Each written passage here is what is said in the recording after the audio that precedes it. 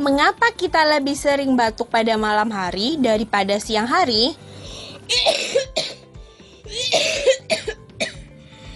Aduh, dada aku jadi sesak karena terlalu banyak batuk. Paman, belum sembuh juga.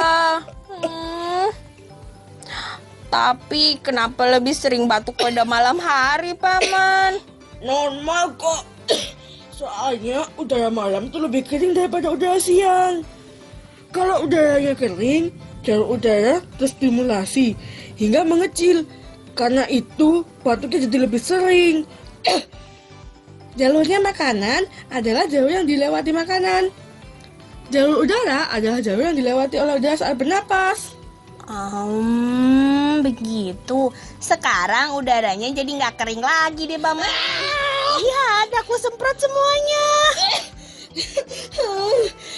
Waktu sakit pun tidak bisa tenang.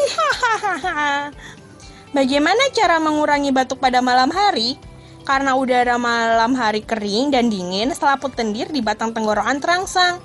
Bila keadaannya terlalu serius, kemungkinan selaput lendirnya bengkak. Karena itu, kemungkinan batuk pada malam hari lebih banyak daripada siang hari.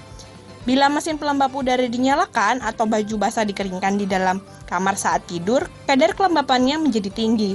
Untuk itu, tidak perlu menderita gangguan batuk saat tidur.